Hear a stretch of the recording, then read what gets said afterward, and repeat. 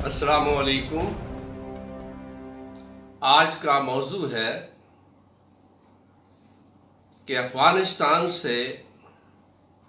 U S A کی افواج کے انخلاء کے بعد پاکستان کے پاس کون سے آپشنز ہیں۔ کنسپائریسی تھیوری کے مطابق ہم یہ اندازہ لگا سکتے ہیں کہ بہت سی چیزیں امریکہ یہاں پہ انڈیسائیڈڈ چھوڑ گیا اور کمپلیکس اور کمپلیکیٹڈ سچویشن ریجن کی چھوڑ گیا۔ ان حالات میں یہ ریجن کسی بڑی جنگ کی طرف جا سکتا ہے، تو یہ ایک بہت بڑا چیلنج ہے جس میں پاکستان کو اپنے آپشنز میں سے کوئی آپشن اختیار کرنا ہوگا۔ پاکستان کے لیے 3 آپشنز ہیں، یعنی اس جنگ کے جو اہم ایکٹرز ہیں یو ایس اے ہے،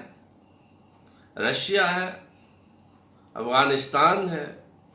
پاکستان ہے، انڈیا ہے، چائنا ہے اور خطے کے دوسرے ممالک ہیں۔ تو اس میں پاکستان کے لیے زیادہ کمپلیکس سچویشن یہاں پہ موجود ہے، کیونکہ اس میں امریکہ کی طرف سے ڈرون حملے اور ڈوم اور کی بیجا مطالبات نے حکومت اور عوام الناس کے درمیان ایک فاصلہ پیدا کیا۔ ان حالات میں پاکستان نے اس چیلنج کو نمٹنا ہے۔ دوسرا چیلنج جو ہے ریجنل بیلنس کو ڈسٹرب کیا، جس میں امریکہ کے بھارت کے ساتھ بڑھتے ہوئے رابطے اور اس کے ساتھ ہی بھارت کو افغانستان میں جگہ فراہم کرنا، جہاں سے وہ پاکستان کے اندر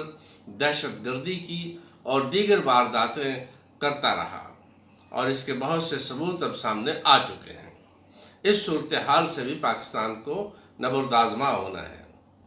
تو پاکستان کے لیے 3 آپشن ہیں۔ پہلا آپشن یہ ہے کہ وہ یونائٹڈ اسٹیٹس آف امریکہ کا الائڈ اور سب آرڈینیٹ پارٹنر کے طور پر کام کریں، کیونکہ امریکہ جو ہے اس بات کا متقاضی ہے، اس بات کا خواہش مند ہے کہ یہاں پہ کوئی ایسی اسے ملک ملے جو پراکسی وار پہلے کی طرح وہاں پہ افغانستان میں لڑتا رہے اور اس کا تسلط قائم ہو۔ یہ پاکستان کے لیے انتہائی خطرناک ہوگا اور پاکستان کے لیے مشکلات میں اضافہ کر سکتا ہے، کیونکہ اس وقت افغانستان کی صورتحال یہ ہے کہ وہاں پہ طالبان کا پلہ بھاری لگتا ہے۔ تو اس صورتحال میں وہ یہاں پہ پاکستان کے معاملات کو بھی ڈسٹرب کرنے کے لیے یہ صورتحال پیدا کر سکتے ہیں۔ دوسرا آپشن یہ ہے کہ وہ رشیا کے ساتھ الائنس کرے، کیونکہ رشیا اس میں بڑا ایکٹیولی آ رہا ہے اور وہ پاکستان سے کسی اس کا خواہش مند ہے۔ لیکن رشیا ایک وقت میں ہندوستان اور پاکستان دونوں سے تعلقات رکھنے کا خواہش مند ہوگا، اور پھر رشیا کا وہ پرانا خواب گرم پانیوں کا اور دیگر وہ اپنی جگہ پہ موجود ہے۔ اگرچہ رشیا نے اپنے امیج کو سافٹ کیا ہے، پاکستان اس سے اچھے تعلقات رکھتا ہے، لیکن اچھے تعلقات کے باوجود اس کے ساتھ کوئی الائنس یا اس قسم کی چیز پورے ریجن کے بیلنس کو خراب کر سکتی ہے۔ پاکستان کے لیے تیسرا آپشن جو ہے وہ انڈیپینڈنٹ پالیسی ہے۔ اب انڈیپینڈنٹ پالیسی میں ایشوز کیا ہے کہ پاکستان بہت سے معاشی سیاسی ایسے مسائل میں گھرا ہوا ہے کہ جس پہ وہ اس بات سے خوفزدہ رہتے ہیں کہ شاید انڈیپینڈنٹ پالیسی جو ہے مشکل ہو، لیکن یہ کوئی مشکل نہیں ہے۔ اس کے لیے پاکستان کو 3 کام کرنے ہوں گے۔ پہلا کام یہ ہے کہ نیشنل انٹیگریشن کو اسٹرینتھن کرنا ہوگا، اور وہ پاکستان آئیڈیالوجی سے کے اوپر عمل سے اسٹرینتھن ہو سکتی ہے۔ اور وہ جو خلیج پیدا ہو گئی ہے مذہبی لوگوں کے درمیان اور حکومت کے درمیان اور مختلف این جی اوز کی پالیسیز کے حوالے سے، جس میں پورے ایجوکیشن نظام کو بدلنے کی کوشش کی گئی، پاکستان کی سوشل ویلیوز اور ٹریڈیشن کو بدلنے کی کوشش کی گئی، پاکستان کے مدرساز میں جو ہے وہ بے جا کنٹرول کی کوشش کی گئی. تو یہ تمام جو ہم کرتے رہے ہیں، ان غلط فہمیوں کو دور کرنا ہوگا.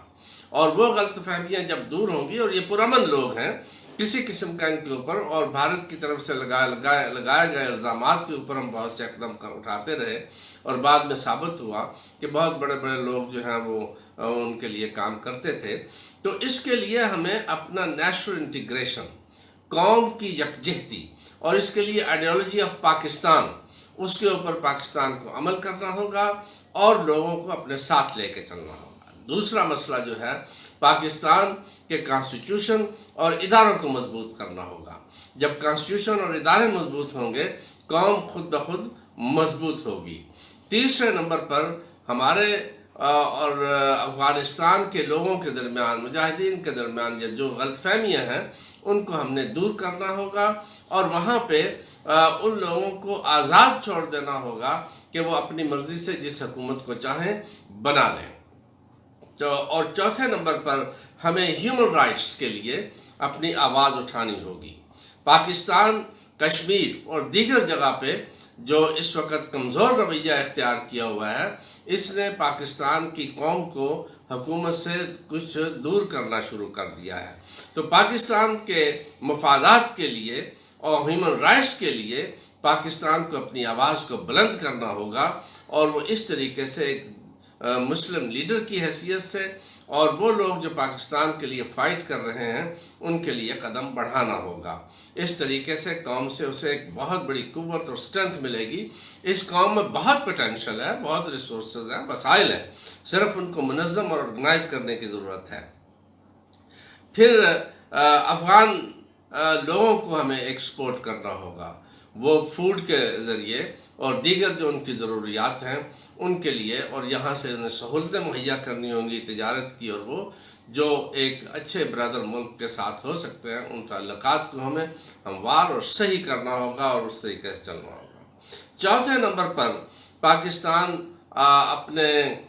جو ہے فارن پالیسی کو درست کرنا ہوگا. جو ہندوستان کے وہاں جانے سے پورا بیلنس ڈسٹرب ہو گیا ہے، تو ہندوستان کے لیے بھی یہی بہتر ہے کہ وہ واپس جائے اور اپنے ملک میں ان آزادی کی تحریکوں کو رسپانس دے اور ان کو آزاد کرے، تاکہ ریجن کا بیلنس قائم رہے. لیکن اگر ہندوستان نے ضد کو پکڑے رکھا کہ وہ وہاں پہ بیٹھ کے پاکستان کے اندر سازشیں، پاکستان کے معاملات کو ڈسٹرب اور سازشیں کرے گا، تو ایسی صورت میں پاکستان کے لیے اور ہندوستان دونوں کسی جنگ کی طرف چلے جائیں گے، کیونکہ وہ جنگ پھر بہت بڑی تباہی لے کے آئے گی. اس لیے پاکستان اور ہندوستان کو دونوں کو ایسے معاملات کرنے چاہیے کہ جن سے کوئی باہر کی طاقت آ کے کوئی فائدہ حاصل نہ اٹھائے. اور مزید ہمیں چائنا جو ہمارا ہمسایہ ہے، اور چائنا جو اکنامک پارٹنر پاکستان کا بن چکا ہے، تو چائنا کے ساتھ اچھے تعلقات برابری کی بنیاد پر آگے بڑھانے چاہیے. اور ساتھ ہی امریکہ اور ویسٹ، ان کے ساتھ بھی ہمیں اچھے تعلقات اس لیے رکھنے ہوں گے کہ پاکستان ہی وہ ملک ہے جو یہاں پہ گرم پانیوں پہ ان کے گرم پانیوں کے چوکیدار کی حیثیت سے، اور بفر سٹیٹ ہے جو سنٹرل ایشیا اور انڈیا کے درمیان، جو مڈل ایسٹ اور انڈیا کے درمیان، جو چائنا اور مڈل ایسٹ کے درمیان، جو چائنا اور انڈیا کے درمیان ایک اور گرم پانیوں کے درمیان اپنی اسٹریٹجک حیثیت سے بفر سٹیٹ ہے. اس بفر سٹیٹ کو اگر ویسٹرن کنٹریز، اور وہ سمجھتے ہیں، تو اگر پاکستان کسی ایک طرف اپنا جھکاؤ نہیں کرے گا تو وہ امریکہ اور ویسٹرن کنٹری کی مدد لینے میں کامیاب ہو جائے گا، اور ان کو یہاں پہ یہ مدد کرنا ہوگی. دوسری صورت میں ان کے لیے مشکلات پیدا ہوں گی. تو پاکستان اس لحاظ سے اپنے آپ کو اپنے ایک انڈیپینڈنٹ، آزاد اور خود مختار ملک کی پالیسی ہو، اور اس طریقے سے ہم اس خطے کو کسی بڑی جنگ سے بچا سکتے ہیں، اور مغربی طاقتوں کو اور انٹرنیشنل انسٹیٹیوشنز کو اس بات کی طرف توجہ دینی ہوگی کہ اس خطے میں جو مسائل ہیں، بالخصوص کشمیر کا مسئلہ اور دیگر، ان کو وہ قانون کے مطابق، بین الاقوامی قانون کے مطابق بنیادی حقوق کے مطابق، سیکورٹی کونسلز کی قرارداد کے مطابق ان مسائل کو حل کر دے۔ اگر یہ مسائل حل ہو جائیں گے تو خطے میں امن پیدا ہوگا، اور یہ پرامن خطہ جو ہے یہ پوری دنیا کے لیے، وہ رشیا کے لیے، مڈل ایسٹ کے لیے، سنٹرل ایشیا کے لیے، ایشیا کے لیے، چائنا کے لیے، ویسٹ کے لیے، یو ایس اے کے لیے، تمام ممالک کے لیے ایک بہترین اس میں اس کا وہ کنٹریبیوشن ہوگا۔ تو اس لیے پاکستان ایک خود مختار، انڈیپینڈنٹ اور پالیسی اختیار کرے، اور قوم کے اندر ایک جذبہ پیدا کرے کہ وہ ایک آزاد اور خود مختار قوم ہے، اور اس قوم نے ہمیشہ اپنا اس جذبے کو دکھایا ہے، خواہ وہ پاکستان بننے کا وقت ہو، خواہ 1965 کی جنگ ہو، یا کوئی بھی موقع ہو، تو قوم اپنے قومی مفاد کے لیے، نیشنل انٹرسٹ کے لیے متحد ہوتی ہے، اور وہ حکومت کی پشت پر ہوگی۔ صرف لیڈرشپ جو ہے ان کو اپنی لیڈرشپ جو صلاحیتیں ہیں، اور ایک مخلص لیڈر ہونے کی حیثیت سے، اور ایک بہادر لیڈر ہونے کی حیثیت سے انہیں آگے بڑھنا ہوگا۔ Thank you very much.